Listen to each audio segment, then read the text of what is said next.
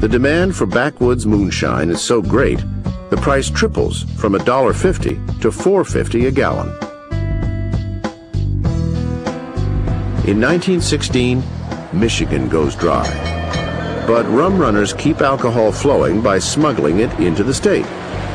One popular route was from Ohio along the Dixie Highway, often called the Avenue de Booze. By 1917, over half of the states in the country ban alcohol. But the Crusaders want more. Take a look at your bright-eyed children. You know what the liquor industry wants to do to them? They want to feed them that old rot gut. Leaping upon our little children, driving its poisonous fangs into the heart and brain and blood of our young men. They want your sweet, innocent girls to take the booze so they can be enticed into honky-tonks by slick-haired vultures who prey on the flower of American womanhood. I say alcohol must go. Finally, in 1919, after more than 2 centuries of trying, the Moral Crusaders get their law.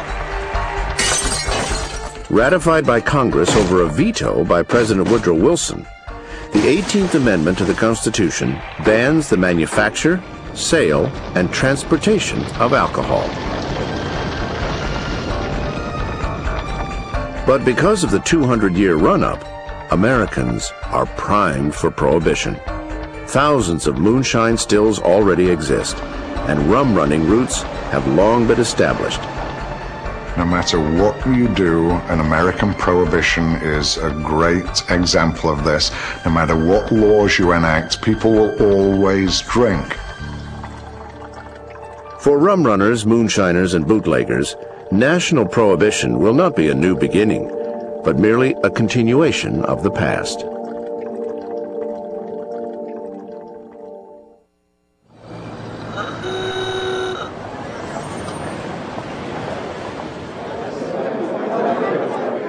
At 12:01 a.m. on January 17, 1920, national prohibition begins. Liquor stores, saloons, breweries, and distilleries close their doors. The distillery on the hillside now is still. The men, they take their tipple from the ripple of the rill. The boys go home sober, and their mothers don't cry. Glory, hallelujah, Uncle Sam is going to stay dry. It was because... But as the Moral Crusaders celebrate the start of Prohibition, the moonshiners are cranking out thousands of gallons of illegal whiskey. National prohibition isn't an obstacle for them. It's an opportunity to reap greater profits. America's going to have their whiskey one way or another. Now, whether it comes from the bootlegger, the moonshiner, or anyway, they're going to have it any way you look at it. For many during Prohibition, moonshining is a means of survival. When legal distilleries close their doors, thousands of old-time distillers find themselves out of work. Forced to fend for themselves, they head into the woods, build their own stills, and make white lightning.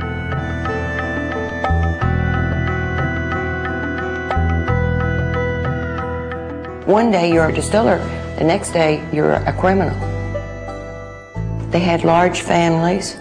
The way of making money was gone. The people who were cutting down the oak for the staves, they were out of a job. The people who were raising the corn was out of a job. The people who worked on the bottling line were out of a job. And it was just major financial problems around here. My daddy, he made shine, keep his kids from starving, I guess, or to send us to school and buy shoes for us.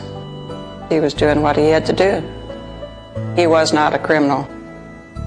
These people's names weren't Bugsy or Scarface. They were very nice, very respectable people.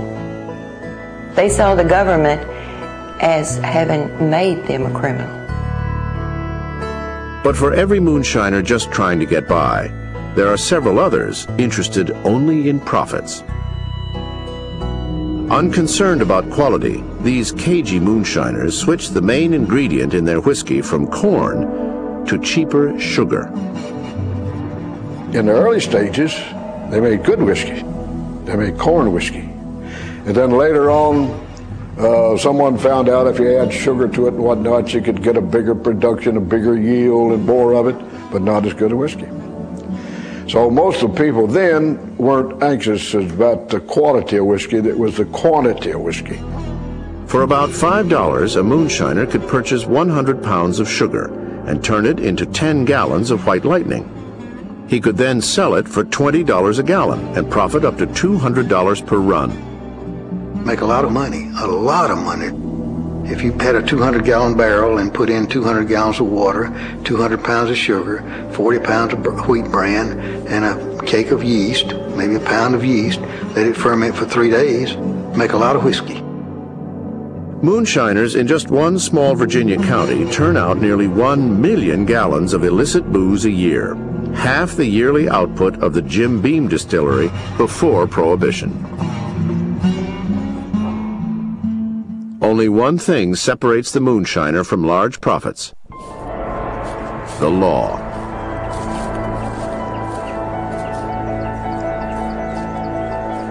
The monumental task of policing the nation falls on 1,500 federal agents of the Prohibition Unit. They fan out across the country and join local law enforcement to bust bootleggers and destroy illicit stills.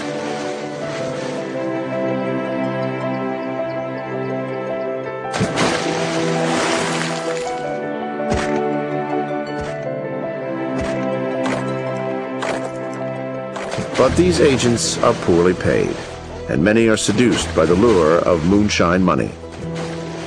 Corruption is rampant. The salary was $1,800 a year when Prohibition started. They could get $500 a day for calling in on a certain specified day sick. So in 4 days they could make their yearly salary. It was kind of a tongue-in-cheek type thing. You could go to a blind pig in Detroit, and you'd see the Prohibition agent and his favorite blind pig, and he had he'd have a summer home and a winter home, and drive a Cadillac.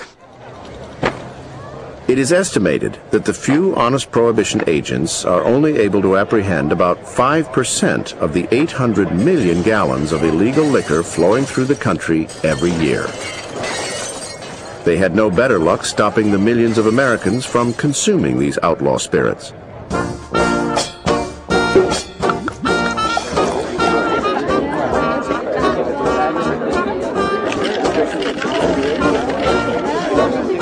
Americans drink in illegal saloons called blind pigs and speakeasies, where jazz booms, and the Charleston is all the rage.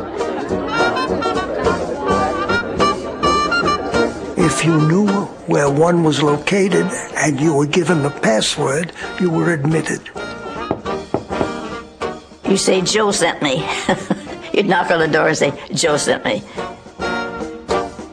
And after you were admitted, whatever you could afford to pay for was there for the asking. It was romantic because you were breaking the law.